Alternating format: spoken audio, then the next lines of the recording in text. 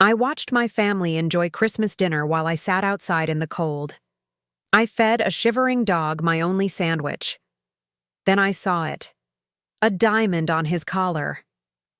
I dialed the number on his collar. Out of nowhere, a black Mercedes arrived. The butler revealed the dog belonged to a disabled billionaire I nursed years ago. When he saw me, he did something that changed my Christmas night and my life. I'm glad to have you here. Follow my story until the end and comment the city you're watching from, so I can see how far my story has reached. My name is Flora, and at 68 years old, I thought I had learned to expect very little from my family. But nothing could have prepared me for Christmas Eve, 2024, when my own son made it clear that I wasn't welcome at my grandson's first Christmas dinner. The phone call came 3 days earlier. "Mom, about Christmas dinner," Trent said, his voice carrying that particular tone I'd grown to recognize over the years, the one he used when he was about to deliver news I wouldn't like. "Miranda and I have been talking, and we think it would be better if you didn't come this year." I stood in my small kitchen, gripping the phone so tightly my knuckles went white. "I don't understand. It's Christmas. It's little Tommy's first Christmas." "I know, Mom, but Miranda's parents are flying in from Connecticut, and her sister and brother-in-law are coming too. The dining room only seats 8 people comfortably and with the baby's high chair." He let the sentence hang there, as if the mathematics of it all made perfect sense. "I could sit in the living room," I offered, hating how small my voice sounded. "I don't need to be at the main table." There was a pause, and I could hear Miranda's voice in the background, sharp and insistent, though I couldn't make out the words. "Mom, look, it's just complicated this year. Maybe we can get together the day after Christmas, just the 4 of us." The 4 of us. As if I were some distant relative instead of his mother. As if I hadn't spent every Christmas for the past 37 years making sure he had everything he wanted under the tree. Even when money was so tight I had to choose between groceries and electricity. "Of course," I heard myself saying. "I understand." But I didn't understand. Not really. On Christmas Eve morning, I woke up to silence. No excited phone calls about last-minute preparations. No requests to bring my famous sweet potato casserole that Trent used to beg for every year. Just silence. I dressed carefully in my best navy blue dress, the one I'd worn to Trent's wedding 5 years ago. It was a little loose now. I'd lost weight since my retirement forced me to stretch my pension of $950 a month further than it wanted to go. But it was still respectable, still dignified. I wasn't going to spend Christmas alone in my apartment, staring at the small artificial tree I'd decorated with ornaments Tommy would never see. I couldn't bear that. So I decided to drive to Trent's neighborhood, just to see the house lit up for Christmas. Just to feel connected somehow. The drive to Maplewood Estates took 20 minutes through streets lined with houses that glowed like jewels in the December darkness. Every window seemed to frame a perfect family scene, children in pajamas, parents laughing, grandparents holding babies. The American dream, wrapped up in holiday lights and mortgage payments that cost more than my entire annual income. Trent's house sat on Elm Street, a colonial revival that he and Miranda had bought 3 years ago for $280,000. I remembered when they'd shown me the house, how proud Trent had been of the granite countertops and the master bathroom with its enormous soaking tub. I'd congratulated him, even though I privately wondered how they'd managed the down payment on his sales job salary.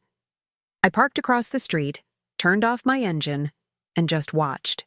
Through the dining room window, I could see them all gathered around the mahogany table that Miranda's mother had given them as a housewarming gift. Miranda, elegant in a red silk blouse, was holding Tommy while her father carved what looked like a perfectly golden turkey. Trent sat at the head of the table, laughing at something Miranda's brother had said. Her mother was refilling wine glasses from a bottle that probably cost more than I spent on groceries in a week. They looked like a magazine advertisement for perfect family Christmas. Everyone beautiful, everyone belonging, everyone wanted. And then I saw the empty chair at the foot of the table. A 9th chair, pushed slightly back as if someone had just stepped away. For one wild moment, I wondered if they'd set a place for me after all, if Trent was about to call and invite me in. But then Miranda's sister sat down in that chair, and I realized it had never been meant for me at all. I don't know how long I sat there, watching through that golden window. Long enough for my hands to go numb from the cold, even with the heat running. Long enough to see them bring out what looked like homemade pie, something that definitely wasn't store-bought like the desserts I usually contributed to family gatherings. Finally, I couldn't stand it anymore. I got out of my car, telling myself I was just going to walk around the block to get some fresh air before driving home. The sidewalks were clear, but patches of ice caught the streetlight, making everything look fragile and slippery. As I walked past Trent's house, I could hear laughter spilling out into the night. Warm, genuine laughter. The kind I remembered from when Trent was small and it was just the two of us, before he learned to be embarrassed by our tiny apartment and my secondhand clothes. I made it 3 blocks before I had to stop. Not because I was tired, but because my chest felt so tight I couldn't breathe properly. I sat down on a bench in the small neighborhood park, closed my eyes, and tried to remember when things had changed between us. When had I become someone my son was ashamed of? When had my love become something he tolerated rather than treasured? The wind picked up, cutting right through my wool coat. I should have gone home then. Should have driven back to my apartment and heated up the can of soup I'd planned for dinner. Should have watched some old Christmas movie and gone to bed early. Instead, I just sat there, feeling more alone than I ever had in my life. That's when I heard the whimpering. At first, I thought it was just the wind, but then I heard it again. A soft, desperate sound coming from underneath the park bench beside mine. I leaned over and saw him. A small dog, maybe 20 pounds, with golden fur matted with snow and ice. He was shivering so violently his whole body shook. "Oh, honey," I whispered, getting down on my knees on the frozen ground. "What are you doing out here all alone?" The dog looked up at me with dark brown eyes that seemed to hold all the sadness in the world. He was wearing a collar, but no leash. Someone's pet, lost or abandoned on Christmas Eve. I reached into my purse and pulled out the ham sandwich I'd packed earlier, thinking I might need something to eat if I decided to drive around looking at Christmas lights. It was a small sandwich, 3 slices of grocery store ham on white bread with a little mustard. Nothing fancy, but it was all I had. "Are you hungry, sweetheart?" I asked, unwrapping the sandwich and breaking off a piece of ham. The dog's tail gave a tentative wag, and he crept closer to me. When I held out the ham, he took it gently from my fingers, barely using his teeth. Such good manners, despite being so obviously hungry. I fed him the entire sandwich piece by piece, talking to him softly the whole time. "There you go. That's better, isn't it? Such a good boy. Someone must be missing you terribly." As I gave him the last piece of bread, I noticed his collar more clearly. It wasn't just any collar. It was made of what looked like expensive leather, with small metal studs that caught the streetlight. And hanging from it was something that made me blink twice to make sure I was seeing correctly. A diamond. Not a rhinestone or a piece of glass, but what looked like a genuine diamond, about the size of a dime, hanging from a small platinum setting. I looked around the empty park, suddenly feeling like I was in some kind of fairy tale. Who put a diamond on a dog's collar?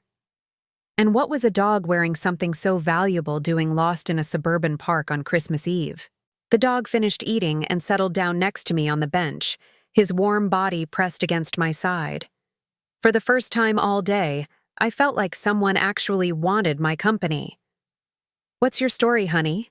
I asked, gently stroking his damp fur. "And what are we going to do with you?"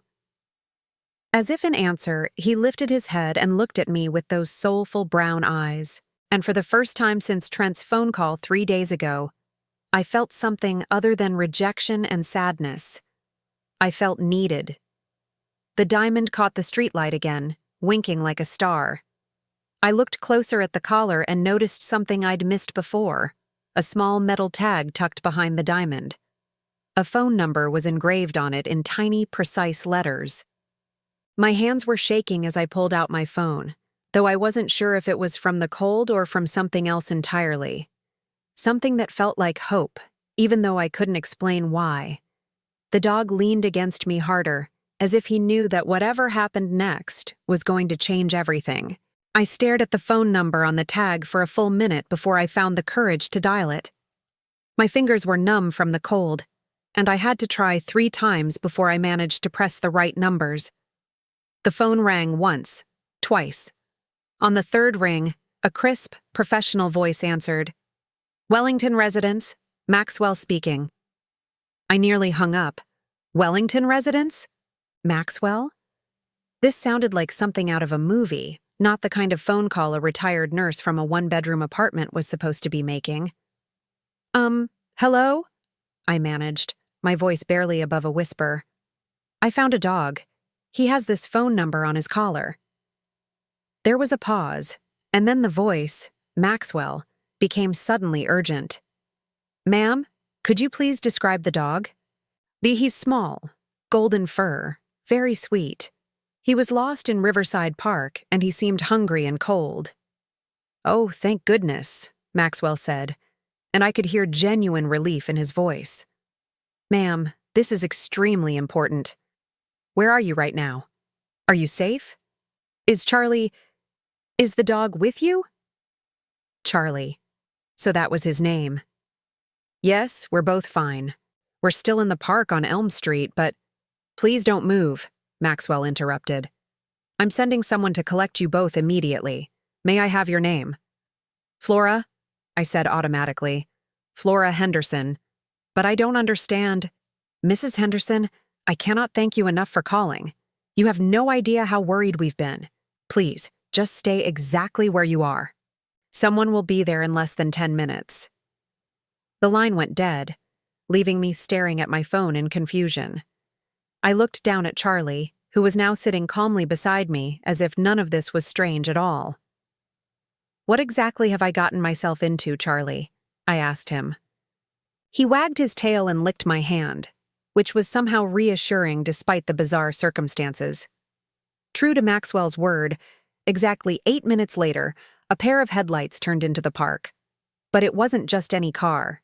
It was a black Mercedes sedan, the kind I'd only ever seen in movies or driving past me on the highway. It moved silently through the park entrance and came to a stop directly in front of my bench. The driver's door opened, and out stepped a man who looked like he'd walked out of a different century. He was wearing a perfectly tailored black coat, leather gloves, and what appeared to be an honest-to-goodness chauffeur's cap. He had to be in his 60s, with silver hair and the kind of posture that spoke of military training or years of formal service. "Mrs. Henderson?" he asked, approaching us with measured steps. His voice was the same one I'd heard on the phone, Maxwell. "Yes," I said, standing up slowly. Charlie remained pressed against my legs, but his tail was wagging faster now, as if he recognized either Maxwell or the car. "Ma'am," Maxwell said, and then he did something that nearly knocked me over. He bowed, actually bowed, like I was royalty instead of an old woman in a worn coat sitting in a public park. "I cannot express how grateful Mr. Wellington will be that you found Charlie and kept him safe." Mr. Wellington. The name sent a little chill down my spine, though I couldn't say why. "Is Mr. Wellington Charlie's owner?" I asked. "Indeed he is, ma'am, and he's been quite beside himself with worry." Maxwell looked down at Charlie, who had trotted over to him and was receiving gentle pats. Charlie has never wandered off before. Mr. Wellington was afraid something terrible might have happened. I watched Maxwell's face carefully. There was something in his expression, something that suggested this was about more than just a lost pet. "How did Charlie get lost?" I asked. Maxwell's expression became carefully neutral. "There was an incident earlier this evening. Charlie was startled and ran off during his walk. We've had search teams looking for him for hours." Search teams for a dog. I glanced again at the diamond hanging from Charlie's collar and began to understand that whoever Mr. Wellington was, he was not an ordinary person. Mrs. Henderson, Maxwell continued, Mr. Wellington would very much like to thank you in person if you'd be willing. He's waiting at the house. I looked at the Mercedes, then at Maxwell's expectant face, then down at Charlie, who was looking up at me with those trusting brown eyes. I don't think that's necessary, I said slowly. I'm just glad Charlie is safe. I should probably get home. Ma'am, Maxwell said, and his voice held a note I couldn't quite interpret.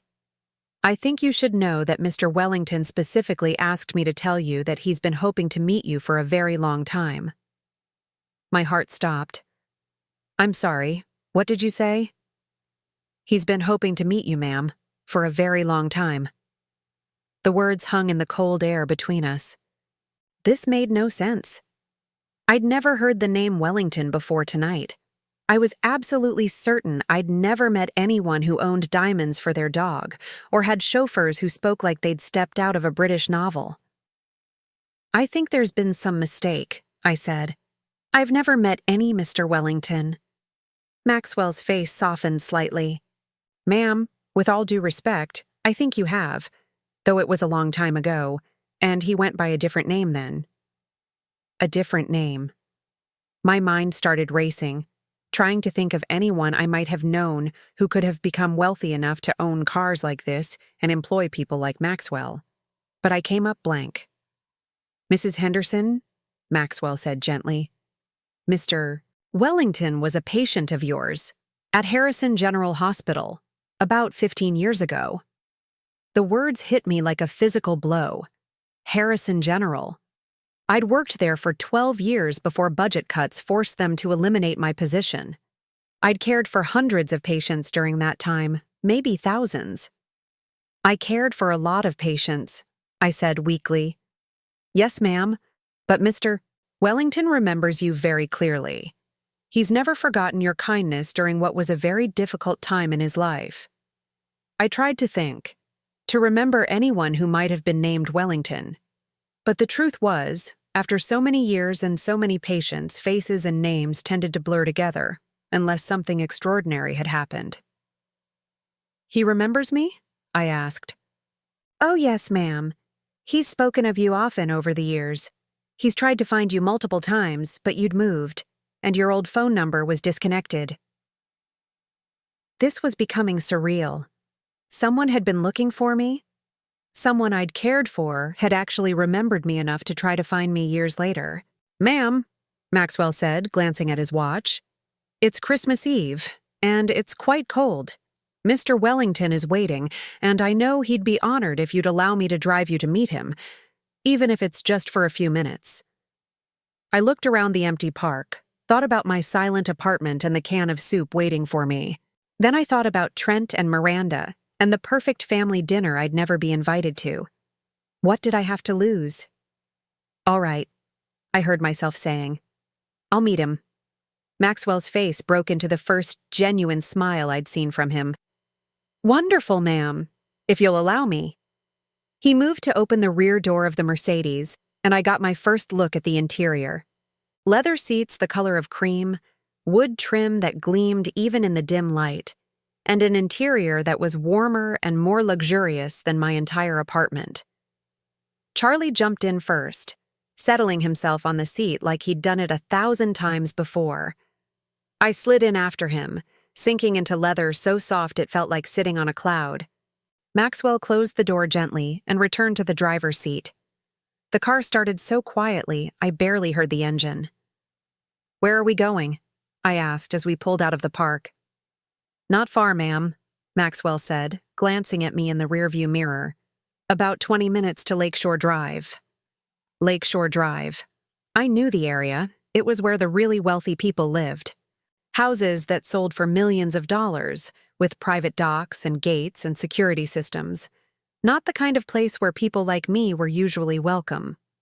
As we drove through the increasingly upscale neighborhoods, Maxwell made polite conversation about the weather and Charlie's habits, but I could sense something beneath his professional demeanor. An excitement, maybe, or anticipation. "Maxwell," I said finally, "can you tell me what Mr. Wellington's first name is? It might help me remember him."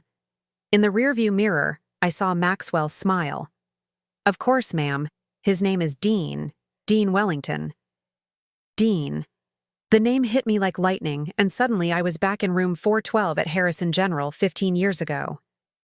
A man in his late 30s, paralyzed from a car accident, angry and bitter and convinced his life was over. His family had visited the first few weeks, but as it became clear he might never walk again, the visits had become less frequent, then stopped altogether. Dean Morrison. That had been his name then. Morrison, not Wellington. I remembered him now. How could I have forgotten? He'd been one of my most challenging patients, not because of his medical needs, but because of his rage. He'd yelled at nurses, thrown things, refused treatment. Everyone dreaded being assigned to his room. Everyone except me. I'd seen something in his eyes that the others missed. Not anger, but terror. The terror of a man who'd lost everything he thought made him who he was. "Oh my God," I whispered. "Dean." "Yes, ma'am," Maxwell said softly. "He's been looking for you for a very long time." My heart started beating faster as more memories came flooding back. The weeks I'd spent talking to him, listening to him rage against his fate. The day he'd finally let me read to him. The afternoon he'd cried in my arms like a child. And the day I'd been told he was being transferred to a long-term care facility because his insurance had run out. I'd never seen him again. "How is he?" I asked, my voice barely audible. Maxwell's smile in the mirror was radiant. "Ma'am, Dean Wellington is one of the most successful men in the state, but more importantly, he's one of the happiest. And he credits that entirely to a nurse named Flora Henderson, who refused to give up on him when everyone else had." The Mercedes turned into a driveway that seemed to go on forever, lined with trees that had been wrapped in thousands of tiny lights. At the end of the drive stood a house that looked like something from a fairy tale. Not ostentatious, but elegant and welcoming, with warm light spilling from every window. Charlie was sitting up now, tail wagging furiously, obviously recognizing home. "Ma'am," Maxwell said as we pulled to a stop in front of the house, "Mr.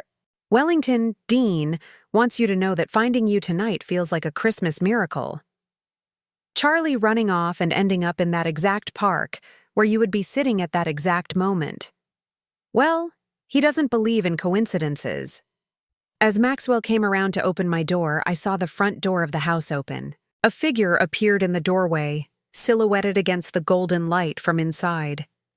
Even from a distance, even after 15 years, I knew it was Dean. And I knew my life was about to change forever. The man standing in the doorway wasn't the broken, angry patient I remembered from 15 years ago. This Dean Wellington stood tall and confident, though I could see the wheelchair parked just behind him in the foyer. He was wearing an expensive sweater and dark slacks, and his hair had gone silver at the temples in a way that made him look distinguished rather than old. But his eyes were exactly the same deep blue that had blazed with fury in room 412, then later with hope when he'd finally allowed me to help him believe in a future. "Flora," he said, and my name came out like a prayer. "My God, it's really you." Maxwell was beside me, offering his arm for support, which I gratefully took because my legs had suddenly become unreliable. Charlie bounded out of the car and raced toward Dean, who reached down from his standing position to scratch behind the dog's ears. "Hello, Dean," I managed, my voice coming out in a whisper. "I can't believe you're standing?" He smiled, that same crooked smile I remembered, though it was no longer bitter. It took 5 years of physical therapy, 3 experimental surgeries, and more determination than I knew I had. But you taught me that miracles were possible if I didn't give up. I felt tears starting to blur my vision. You were told you'd never walk again. I was told a lot of things. He stepped forward, moving slowly but steadily. The doctor said I'd never regain feeling below my waist.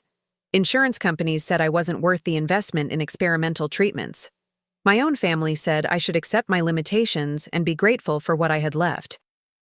He stopped about 3 feet away from me, close enough that I could see the fine lines around his eyes, the evidence of years that had passed since our time at Harrison General. But there was one nurse who told me something different.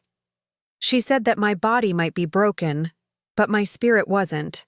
And as long as my spirit was intact, anything was possible. Do you remember saying that, Flora? I did remember. It was during one of his darkest days, when he'd refused to eat or speak to anyone. I'd sat in that uncomfortable plastic chair beside his bed for 2 hours, talking to him about everything and nothing, until finally he'd looked at me and asked why I bothered with him when everyone else had given up. I remember, I whispered. That conversation changed my life, Dean said simply. Not just because of what you said, but because of how you said it, like you actually believed it, like you saw something in me that I couldn't see in myself. Maxwell cleared his throat gently. Perhaps we should move this conversation inside. It's quite cold, and Mrs. Henderson has had a long evening. Of course, Dean said, his face flushing with embarrassment. Flora, please come in. Let me make you some tea or coffee or whatever you'd like. The interior of the house was even more beautiful than the exterior. The foyer opened into a living room that managed to be both elegant and comfortable, with a fireplace crackling warmly and furniture that looked like it had been chosen for comfort rather than show. Family photos, though I noticed they seemed to be of Dean with friends and colleagues rather than blood relatives, lined the mantelpiece, and Charlie immediately settled onto what was obviously his favorite spot on a leather sofa. This is beautiful, I said, and I meant it. Despite the obvious wealth on display, there was something warm and inviting about the space. It felt like a home, not a showpiece. Thank you. I've tried to make it comfortable. After spending so many months in sterile hospital rooms, I wanted to surround myself with things that felt alive and welcoming. He gestured toward a pair of chairs near the fireplace. Please sit. Let me get you something warm to drink. As I settled into a chair that was probably worth more than my monthly pension, I watched Dean move around the kitchen area that was visible from the living room. His movements were careful but confident, and I could see the subtle ways he'd adapted his routine to accommodate his physical limitations. The counters were slightly lower than standard and everything was within easy reach. You know, I said as he prepared what smelled like expensive coffee, I've wondered about you over the years. After you were transferred, I tried to find out what happened to you, but patient privacy laws. I know, he said, carrying a tray with coffee and what looked like homemade cookies. I tried to find you too. When I was finally ready to leave that facility and start rebuilding my life, you were the first person I wanted to thank. But you'd left Harrison General, and no one could tell me where you'd gone. He settled into the chair across from me, and I noticed he moved with the practiced ease of someone who'd learned to navigate the world differently but successfully. I hired private investigators, he continued. But Flora Henderson is a common enough name, and I didn't have much to go on. I knew you lived somewhere in the metropolitan area, but that was it. You hired investigators to find me? I asked, shocked. Flora, you saved my life. Not in a medical sense. Other nurses could have administered my medications and monitored my vitals. You saved my life by refusing to let me disappear into despair. He leaned forward, his eyes intense. Do you have any idea what it meant to have someone sit with me during those panic attacks? To have someone read to me when I couldn't concentrate enough to read myself? To have someone believe I was worth fighting for when my own family had written me off? I felt my cheeks burning. I was just doing my job. No, Dean said firmly. You were doing far more than your job.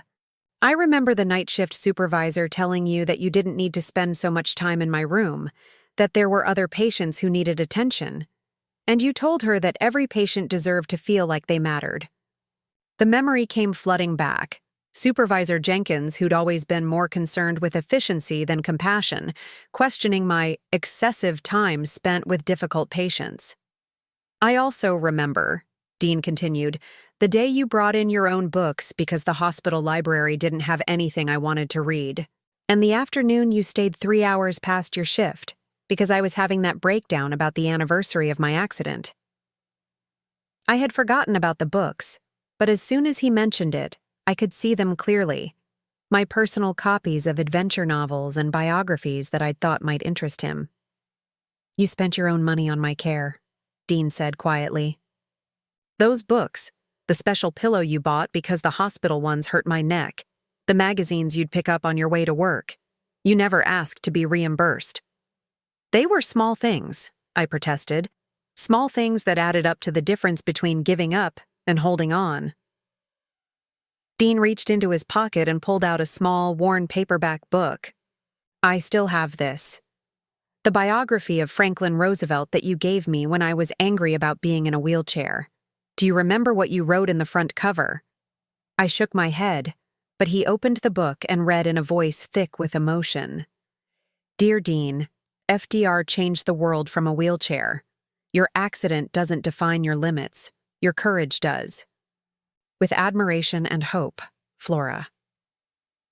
My hands flew to my mouth. I had completely forgotten writing that inscription. I read that book 17 times, Dean said. And every time I wanted to quit physical therapy or give up on the experimental treatments, I read your note again.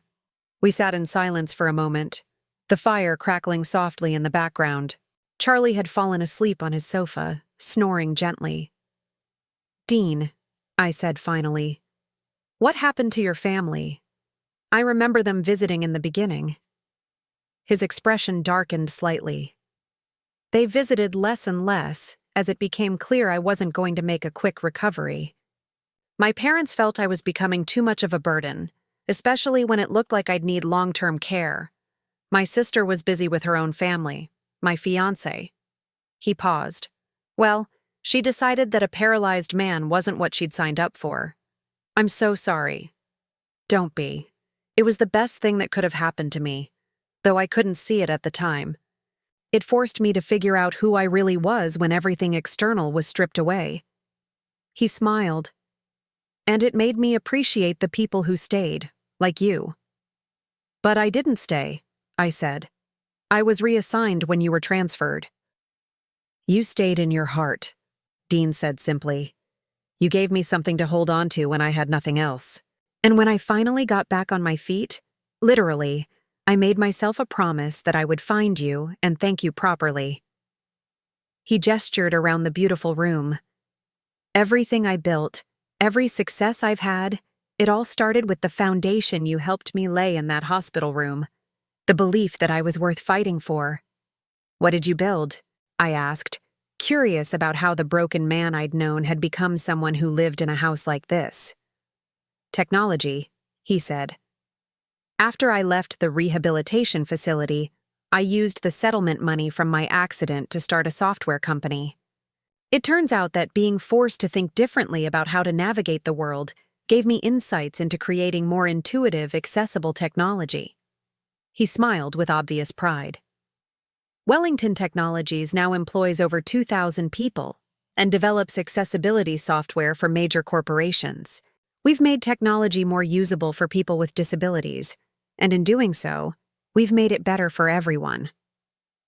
I stared at him, trying to reconcile this successful businessman with the bitter, broken patient I'd once known. But more than that, Dean continued, I've tried to pay forward what you gave me.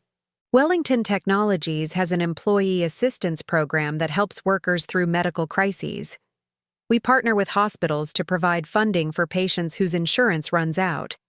And we have a foundation that grants scholarships to children of single mothers who are working in healthcare. The last part made my breath catch. Children of single mothers in healthcare? Like the children of nurses who work extra shifts and sacrifice their own comfort to take care of other people's families. His eyes found mine and held them. I know you raised a son on your own, Flora. I know you worked double shifts to make ends meet. I know you gave everything you had to take care of everyone else. My vision blurred with tears. How do you know that? Because I hired investigators to find you, remember? I learned about your life, your sacrifices, your dedication to your patients, even when it meant personal hardship. His voice grew soft. I learned that you'd never married again after your husband died, that you'd worked 3 jobs while putting yourself through nursing school, that you'd never missed a day of work even when you were sick because you couldn't afford to lose the pay. I felt exposed, vulnerable, like he could see right through to all the struggles I'd tried so hard to keep hidden. I also learned, Dean said gently, that you'd been forced into early retirement when Harrison General downsized, and that you've been living on a pension that barely covers your expenses. The shame hit me like a physical blow. Here I was, sitting in this beautiful house with a man who'd built an empire, and he knew exactly how small and insignificant my life had become. Flora, Dean said, and his voice made me look up. I didn't have you investigated to judge you. I had you investigated because I wanted to help you the way you helped me. I've been waiting 15 years for the chance to give back what you gave me. I don't understand. Dean smiled, and it was the same smile I remembered from the day he'd first walked with his physical therapist. Pure joy mixed with determination. Flora Henderson, I would like to offer you a job. I stared at Dean in complete shock. A job? Not just any job, he said, leaning forward with excitement. Director of Patient Advocacy for the Wellington Foundation.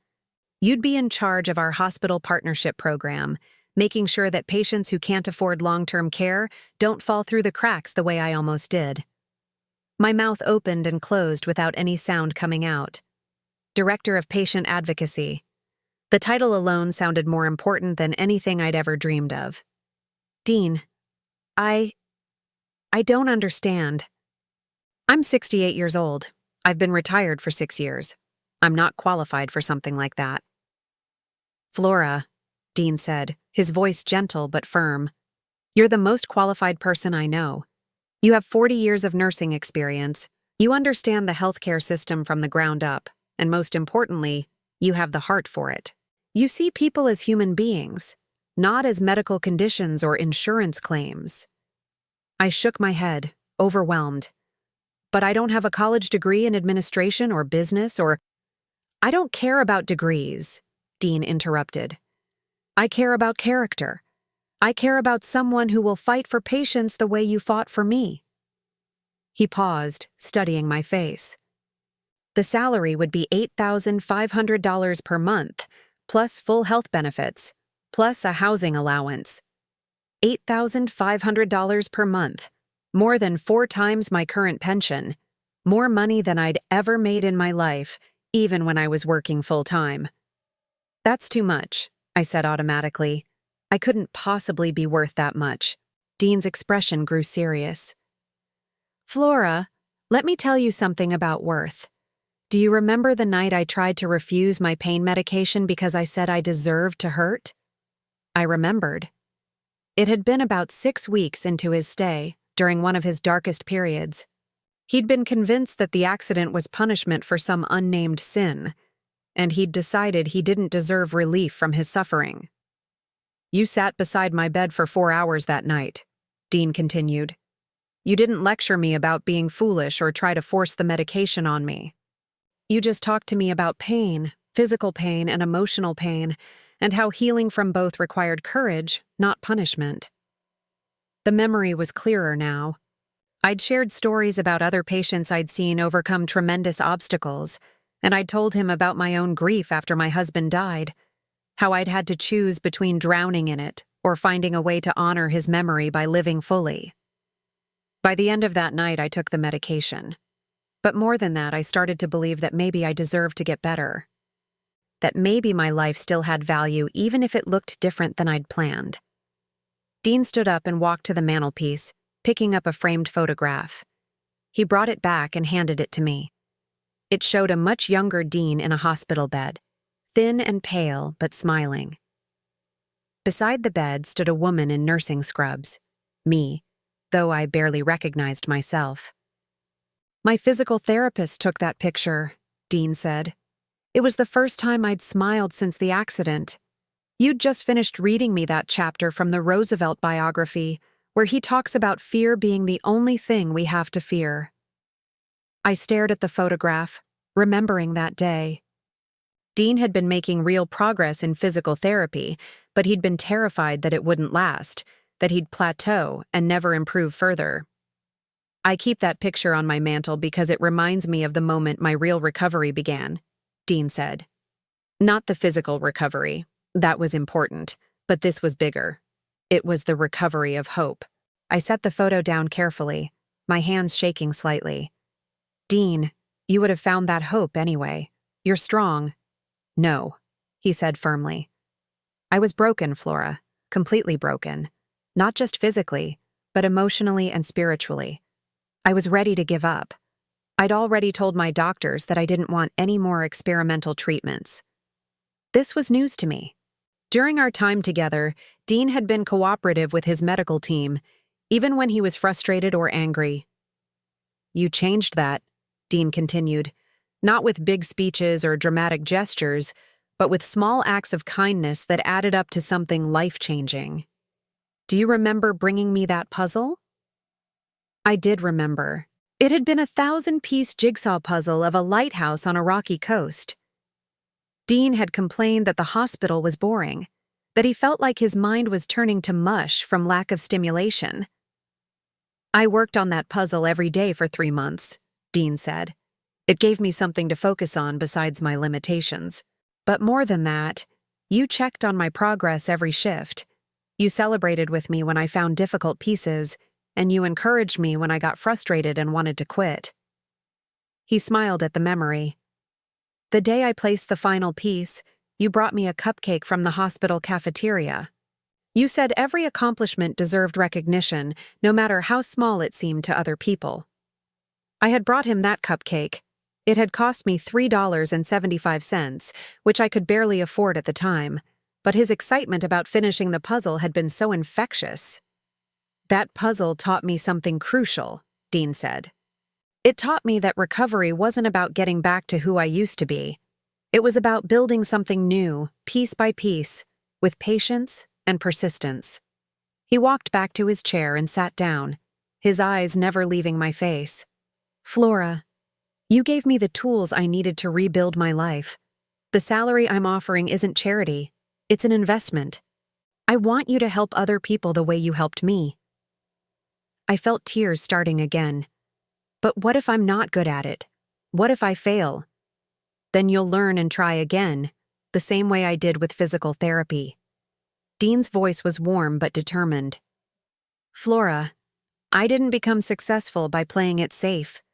I became successful by taking chances on the right people, and you're the rightest person I know. I looked around the beautiful room, trying to process everything he was telling me. Where would I work? I don't even have a car that could get me to an office downtown. The foundation has offices here in the house, Dean said, and Maxwell would be happy to drive you wherever you need to go. But honestly, a lot of the work could be done from home if you preferred. My mind was reeling. This morning, I'd been a lonely retiree with $37 in my checking account, and now I was being offered a job that would change my entire life. There's something else, Dean said quietly. The foundation owns a small house about 2 miles from here. 3 bedrooms, 2 bathrooms, a garden. It's meant for visiting researchers or guest speakers, but it's been empty for months. You could live there rent-free as part of your compensation package. A house. He was offering me a house. Dean, this is too much. You don't owe me anything. I was just doing my job. Stop, he said gently but firmly. Stop diminishing what you did. You didn't just do your job, Flora. You went above and beyond in every possible way. You spent your own money, your own time, your own emotional energy to help a stranger get through the worst period of his life. He reached into an end-table drawer and pulled out a thick folder. Do you want to know what else my investigators found out about you? I wasn't sure I did, but I nodded. They found out that you worked extra shifts for 3 years to help pay for your son's college tuition, even though he barely spoke to you. They found out that you've sent your grandson birthday cards for 5 years, even though they're always returned unopened. They found out that you volunteered at a free clinic every Saturday for 8 years until your arthritis made it too difficult. Each revelation felt like a punch to my chest. These were private things, personal struggles that I'd never shared with anyone. They also found out, Dean said, his voice growing softer, that you spent last Christmas alone because your son said there wasn't room for you at his family dinner. I looked up sharply. How could you possibly know that? Because I hired investigators who are very good at their jobs. Dean's expression was gentle but sad. Flora, you've spent your entire adult life taking care of other people, and no one has taken care of you. That ends now. I felt a sob building in my chest. Dean, you don't understand. My relationship with my son is complicated. I wasn't always there for him when he was growing up because I was working so much. Maybe I deserve. You deserve nothing but love and respect, Dean said firmly. You worked multiple jobs to provide for your child. You sacrificed your own comfort to give him opportunities. The fact that he can't appreciate that says nothing about you and everything about him. The sob escaped despite my best efforts to contain it. All the years of guilt, all the self-doubt about whether I'd been a good enough mother, came pouring out. Dean moved to the sofa and patted the cushion beside him. Come here, he said gently. I moved to sit beside him, and he handed me a box of tissues from the coffee table. Flora, he said, I want to tell you something that might be hard to hear. Your son doesn't appreciate you not because you failed as a mother, but because he's never had to face real hardship. You worked so hard to give him stability that he never learned to value sacrifice. I wiped my eyes with a tissue. He's not a bad person. He just takes you for granted, Dean finished. And that's not acceptable. You raised him. You supported him. You loved him unconditionally. The fact that he can't make room for you at Christmas dinner is a reflection of his character, not yours. We sat in comfortable silence for a few minutes, Charlie's gentle snoring the only sound in the room. Outside, snow had begun to fall again, but inside, by the fire, I felt warmer than I had in years. Flora, Dean said finally, I'm going to ask you a direct question, and I want you to answer honestly. Are you happy with your current life? I thought about my small apartment, my empty days, the phone that rarely rang except for telemarketers. I thought about spending holidays alone, about having to choose between groceries and prescription medications, about feeling invisible and unnecessary. No, I whispered. I'm not happy. Then let me help you change that, Dean said. Take the job, move into the house. Let me give you the chance to feel valued and important again. I looked at him, this man I'd known as broken and bitter, now successful and kind, offering me a lifeline I'd never dared to hope for. What if your investigators were wrong about me? I asked. What if I'm not as good a person as you think I am? Dean smiled. Flora, do you know how I knew it was you who found Charlie tonight? I shook my head. Because only someone with your heart would sit in a freezing park on Christmas Eve and give their last sandwich to a stray dog. Charlie didn't wander off by accident. I let him go, hoping he'd lead me to someone who would help him. I've been doing it for months, looking for you. My mouth fell open. You've been using Charlie to find me? I knew you lived somewhere in this area, and I knew that if our paths crossed, you'd be the kind of person who would help a lost animal. Dean's eyes twinkled with mischief. I just didn't expect him to find you on Christmas Eve. That really was a miracle. I stared at him in amazement. You're telling me this whole thing was a setup? Not a setup, a hope. A hope that the woman who saved my life 15 years ago would still be the kind of person who would save a stranger's dog on the coldest night of the year. He reached over and took my hand, and I was right. For the first time in years, I felt something I'd almost forgotten, the feeling of being truly wanted, truly valued, truly seen. Yes, I said, my voice stronger than it had been all evening. Yes, I'll take the job. Dean's face broke into a grin that could have powered the whole house. Welcome to the Wellington Foundation, Director Henderson. The next morning, I woke up in what Dean called the guest suite, a bedroom larger than my entire apartment, with windows that looked out over a garden dusted with fresh snow. For a moment, I forgot where I was, and then the events of Christmas Eve came flooding back. The job offer, the house, the chance to start over at 68 years old. It all seemed too good to be true in the harsh light of morning. A soft knock at the door interrupted my thoughts. Mrs. Henderson?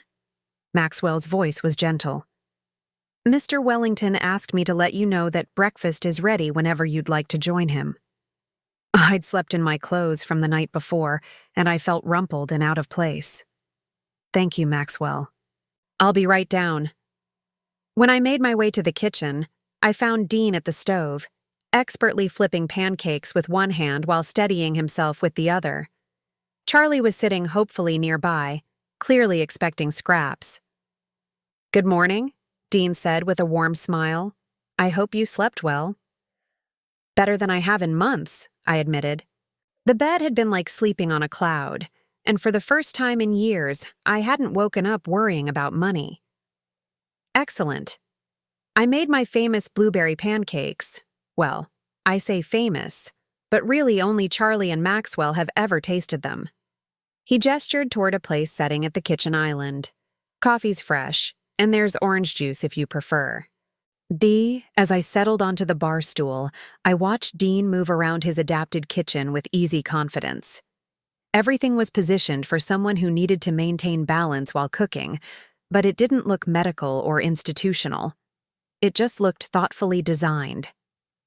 Dean, I said as he placed a stack of perfect golden pancakes in front of me. I want you to know that last night meant everything to me. But I've been thinking, and I'm not sure I'm the right person for this job. He paused, syrup bottle halfway to his own plate. What makes you say that? I don't have any experience with foundations or administration. I've never managed anything bigger than a nursing shift. What if I disappoint you? Dean set down the syrup and looked at me seriously. Flora, can I tell you about my first day as CEO of Wellington Technologies?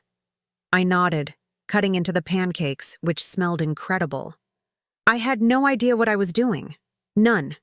I'd started the company from my rehabilitation facility bed, but I'd been so focused on the technical side that I'd never thought about actually running a business. He laughed, shaking his head. My first board meeting was a disaster.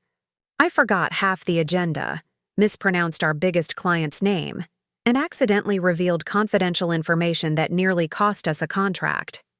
What happened? My board wanted to replace me with someone more experienced, but my mentor, an older gentleman named Frank Morrison who'd invested in the company, took me aside afterward. Dean's expression grew thoughtful. He said, Son, competence can be taught, character cannot. I didn't invest in your experience. I invested in who you are. He reached across the counter and touched my hand gently. Flora, I'm not hiring your resume. I'm hiring your heart. Everything else can be learned. Despite his reassurance, anxiety gnawed at me. But what if your board of directors feels differently? What if they think you're making a mistake hiring someone like me? Then they'll learn that I don't make mistakes when it comes to people. Dean's voice was calm but firm. Besides, I am the board of directors. The foundation is my baby, funded entirely by Wellington Technologies' profits. I answer to no one but my own conscience. After breakfast, Dean gave me a tour of the foundation offices, which occupied the entire east wing of his house. The setup was impressive, but not intimidating. Comfortable chairs, warm lighting, and walls covered with thank you letters from families the foundation had helped. This will be your office, Dean said, opening the door to a corner room with windows on two sides. If you want to change anything about the decor, just let Maxwell know. I walked to the window and looked out at the snow-covered garden. It's beautiful. But Dean, are you sure about the salary? $8,500 a month seems like so much for someone who doesn't even know what she's doing yet. Flora, last year Wellington Technologies generated $450 million in revenue. The foundation's budget is $12 million annually. Your salary represents less than 1% of our charitable giving. He joined me at the window. You're not expensive. You're an investment. That afternoon, Maxwell drove me to my apartment to pack my belongings. The contrast between my tiny, shabby home and Dean's elegant house was jarring, and I felt embarrassed for Maxwell to see how little I had. "Mrs. Henderson," Maxwell said as we climbed the narrow stairs to my second-floor apartment. "Might I say how pleased Mr. Wellington was to find you last night? In all the years I've worked for him, I've never seen him so happy." "You've worked for him long?" 12 years, Maxwell said. "Since shortly after he started the company. He's been like a son to me, really. My own children live across the country, and when my wife passed 5 years ago." He paused, clearing his throat. "Well, Mr. Wellington made sure I wasn't alone." I unlocked my apartment door and stepped inside, seeing the space through Maxwell's eyes. The furniture was old but clean, the walls needed painting, and everything spoke of careful economy rather than choice. "He's lucky to have you," I said, beginning to gather my few precious items, photo albums, my mother's china, the small collection of books I'd held onto through various moves. "Ma'am, if I may," Maxwell said, watching me pack. "Mr. Wellington has spoken of you often over the years. You're something of a legend in our house." I looked up, surprised. "What do you mean?" "He tells the story of your kindness to every new employee at Wellington Technologies, about how you saw potential in him when no one else did, how you treated him like a person worth fighting for." Maxwell's voice grew soft. "He says you taught him that true wealth isn't measured in money, but in how much good you can do for others." I felt my throat tighten. "I just treated him the way everyone deserves to be treated." "Exactly," Maxwell said. "And that, ma'am, is why you're exactly the right person for this job." It took us less than 2 hours to pack everything I owned into the back of Dean's Mercedes. As Maxwell loaded the last box, I took one final look around the apartment that had been my home for 6 years. When I gave my keys to the landlord and told him I wouldn't be renewing my lease, his only response was to grunt and make a note in his ledger. No goodbye. No acknowledgement of the years I'd lived there without ever missing a rent payment. The house Dean had offered me was everything he'd promised and more. Built in the 1920s, it had hardwood floors, built-in bookshelves, and a kitchen with windows that looked out over a small but well-maintained garden. There was even a reading nook with a window seat where I could imagine spending quiet afternoons.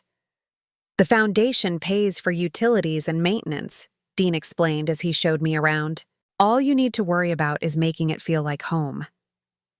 That evening, as I unpacked my meager belongings in my new spacious bedroom, my phone rang. The caller ID showed Trent's number, and for a moment I considered not answering. But old habits die hard. "Hello, Trent?" "Mom? I just drove by your apartment and there's a for rent sign in the window. Where are you?" His voice carried a note of panic that I hadn't heard since he was a child. I realized he must have come by to deliver whatever token gesture of Christmas cheer he'd felt obligated to provide. "I moved," I said simply. "Moved? Where? Why didn't you tell me?" I looked around my beautiful new bedroom, with its view of snow-covered trees and its sense of peace and security. "I didn't think you'd be interested." "Of course I'm interested. You're my mother. Where are you living? Do you need help with the rent?" The irony of his sudden concern would have been amusing if it weren't so painful. 24 hours ago, I'd been alone and unwanted. Now that I was no longer available to be taken for granted, I'd suddenly become worthy of his attention. "I don't need help, Trent. I'm fine." "But Mom, you can't afford to live anywhere decent on your pension. What kind of place were you able to rent?" Through the phone, I could hear Miranda's voice in the background, sharp with curiosity. I could picture them in their perfect house, suddenly realizing they'd lost track of their reliable backup plan, the mother who could always be counted on to be available when needed. Actually, Trent, I got a job. A very good job. And the position comes with housing. A job? Mom, you're 68 years old. What kind of job? Director of Patient Advocacy for the Wellington Foundation. The silence that followed was so complete, I wondered if the call had been dropped. Mom, Trent said finally, his voice careful. That sounds like a big title. Are you sure this is legitimate? There are a lot of scams targeting seniors. I felt a familiar flash of anger. Even now, even when I was telling him about the most wonderful thing that had happened to me in years, his first instinct was to doubt me. It's legitimate, Trent. The foundation is run by someone I used to care for when I was a nurse. He remembered me and offered me the position. Well, how much does it pay? Because if this person is taking advantage of you, I almost told him, almost shared the incredible salary that would change everything about my life. But something stopped me. Maybe the memory of Christmas Eve, sitting alone in that park while he enjoyed his perfect family dinner. It pays enough, I said instead. More than enough. Mom, I think you should be careful. This sounds too good to be true. Maybe you should come stay with us while you think this through. The offer was too little. Too late. If he'd made it 24 hours earlier, I might have been pathetically grateful. Now it just sounded hollow. Thank you. But I'm very happy where I am. In fact, I need to go. I start work tomorrow and I want to be well rested. But Mom? Goodbye, Trent. Give my love to Miranda and Tommy. I hung up before he could respond, then immediately turned off my phone. Through my bedroom window, I could see lights glowing warmly in Dean's house across the garden. I thought about the man who had remembered a kindness from 15 years ago, who had spent months looking for me, who had offered me not just a job, but a chance to matter again. For the first time in years, I fell asleep excited about tomorrow. 6 months later, I stood in my office at the Wellington Foundation, reviewing applications for our newest program, emergency medical assistance for families facing unexpected health crises. The irony wasn't lost on me. I was now the person making decisions about who deserved help, who was worth investing in. The work was everything Dean had promised it would be: challenging, meaningful, and deeply rewarding. In my first month alone, we'd helped 12 families avoid bankruptcy due to medical bills, funded experimental treatments for 3 patients whose insurance had given up on them, and established partnerships with 4 regional hospitals to ensure no patient would be discharged without adequate support. I'd also discovered I had a talent for administration that surprised everyone, including myself. Years of managing complex patient care schedules had apparently prepared me well for coordinating foundation programs. My nursing background gave me credibility with medical professionals, and my personal experience with financial struggle helped me identify truly worthy cases. But the best part was working with Dean every day. He'd become not just my employer, but my closest friend. We shared morning coffee and discussed foundation business, but we also talked about books, current events, and memories of our respective pasts. He was brilliant and kind, and I treasured our growing friendship. The door to my office opened, and Maxwell appeared with his usual perfect timing. Mrs. Henderson, your 11 o'clock appointment is here. I glanced at my schedule. The Harrison General Hospital consultation? Yes, ma'am. The administrator wants to discuss expanding our partnership program. I smiled, gathering the files I'd need for the meeting. Harrison General, my old hospital, where I'd first met Dean all those years ago. It felt like completing a circle. As Maxwell ushered in the hospital administrator, a professional woman about 45 with tired eyes that I recognized from my own nursing days, I stood to greet her. Mrs. Henderson, I'm Sarah Martinez, Director of Patient Services at Harrison General. Thank you so much for agreeing to meet with me. We settled into the comfortable chairs by the window, and Sarah pulled out a thick folder of documents. I have to say, when we first heard about the Wellington Foundation's hospital partnership program, it sounded almost too good to be true, but after seeing the results at other facilities, she shook her head in amazement. The difference you've made is incredible.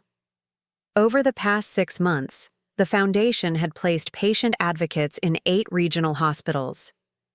These advocates, many of them retired nurses like myself, worked directly with families to navigate insurance complications, find resources for continued care, and ensure that no patient fell through the cracks due to bureaucratic complications. The program has been very successful, I agreed. But it only works when hospital administration is fully committed to the partnership. Oh, we're committed, Sarah said quickly. We've seen too many families destroyed by medical debt, too many patients given up on because their insurance ran out. What you're offering, it's exactly what healthcare should be. We spent the next hour discussing implementation details, staffing requirements, and budget considerations. It was the kind of complex negotiation that would have terrified me 6 months ago, but now felt natural and energizing. As Sarah was leaving, she paused at the door. "Mrs. Henderson, can I ask you something personal?" I nodded. "Were you ever a patient care nurse at Harrison General? Your name sounds familiar, and something about your approach to patient advocacy." "I was," I said. "I worked there for 12 years before the downsizing in 2018. Sarah's face lit up with recognition. "I thought so. I was a new administrator then, and I remember hearing about a nurse who went above and beyond for her patients. The other staff talked about you all the time, how you'd stay late with difficult cases, how you never gave up on anyone." A warm feeling spread through my chest. After all these years, I was remembered not for my limitations or my struggles, but for my dedication. "That's very kind of you to say." "It's not kind, it's true. And now I understand why the Wellington Foundation is so effective. You're bringing that same heart to healthcare administration that you brought to bedside care." After Sarah left, I sat quietly in my office, looking out at the garden where snow was beginning to fall again. In a few hours, Dean and I would have our weekly dinner together, a tradition we'd started after my first week on the job. Tonight we were planning the Foundation's first annual gala, a fundraising event that would allow us to expand our programs even further. My phone buzzed with a text message. I glanced at it, expecting something work-related, but instead saw Trent's name. "Mom, Miranda and I were wondering if you'd like to come to dinner this weekend. Tommy's been asking about his grandmother." I stared at the message for a long time. Over the past 6 months, Trent had called regularly, his tone gradually shifting from concern to curiosity to something that might have been respect. He'd learned that my job was real, that my new living situation was legitimate, and that I was no longer the financially struggling woman he'd grown accustomed to dismissing. Miranda had even called once, supposedly to catch up, though I suspected she was fishing for information about exactly how well the foundation paid its directors. The truth was, I could afford to be generous now. I could afford to overlook their past treatment of me, to focus on building a better relationship going forward. Dean had taught me that holding on to resentment only poisoned the person carrying it. But I'd also learned something else over the past 6 months. I no longer needed their approval to feel valuable. Their acceptance, while pleasant, wasn't essential to my happiness. I typed back a careful response. "That sounds lovely. Let me check my schedule and get back to you." It wasn't a no, but it also wasn't the eager, grateful yes I would have given 6 months ago. I had learned to value my own time and energy, to make decisions based on what I wanted rather than what other people expected of me. A knock at my office door interrupted my thoughts. Dean appeared, leaning against the doorframe with Charlie at his side. "How did the Harrison General meeting go?" "Very well. They're enthusiastic about the partnership." I gestured to the chair across from my desk. "Sarah Martinez remembered me from when I worked there. She said the staff used to talk about my patient care." Dean's face broke into a proud smile. "Of course they did. You were probably the best nurse they ever had." "I don't know about that." "I do. Dean settled into the chair, and Charlie immediately went to his favorite spot under the window. Flora, there's something I've been wanting to discuss with you. His tone was more serious than usual, and I felt a flutter of anxiety. What is it?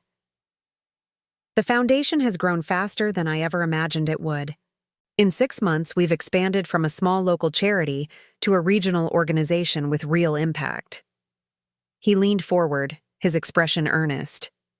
But to take the next step, to become a truly national foundation, we need to restructure. My heart sank. Was he letting me go? Had I somehow failed to meet his expectations? I want to promote you to executive director, Dean continued, with full authority over all foundation operations.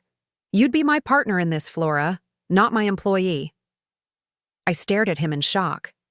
Dean, I couldn't possibly. Yes, you could. You've proven yourself over and over again. You understand the work better than anyone. You have the trust of our hospital partners. And most importantly, you care about our mission as much as I do. But the board of directors will do whatever I recommend, because I own the foundation. Dean's smile was mischievous. Besides, I've been thinking about stepping back from day-to-day operations. I'd like to travel, maybe write a book about overcoming adversity. But I can only do that if I know the foundation is in the hands of someone who shares my values. The magnitude of what he was offering hit me like a wave. Executive director of a national foundation. The chance to help thousands of families instead of dozens. The opportunity to transform healthcare advocacy on a scale I'd never imagined. The salary would be $12,000 per month, Dean added casually, plus benefits and a car allowance. Oh, and the foundation would buy the house you're living in and deed it to you outright. $12,000 per month. The house would be mine. At 68, I was being offered financial security beyond my wildest dreams, along with work that gave my life profound meaning. Dean, I said, my voice thick with emotion, why are you doing this? You've already given me so much. He was quiet for a moment, looking out at the garden where snow continued to fall softly. Because 15 years ago, a nurse sat beside my hospital bed and convinced me that my life still had value. She saw something in me that I couldn't see in myself, and she refused to give up on me. He turned back to me, his eyes bright with unshed tears. Now I see something in you that maybe you can't see in yourself yet. You're not just someone who helps people, Flora. You're someone who changes lives. And I think it's time the world benefited from that gift on a much larger scale. I thought about the scared, broken man I'd met in room 412 and the confident, successful leader he'd become. I thought about my own journey from dismissed retiree to valued professional.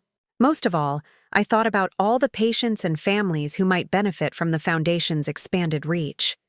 Yes, I said, my voice stronger than it had been in years.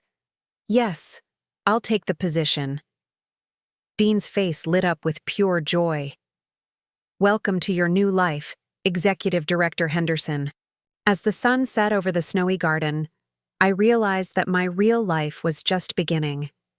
At 68, I had found not just a job, but a purpose.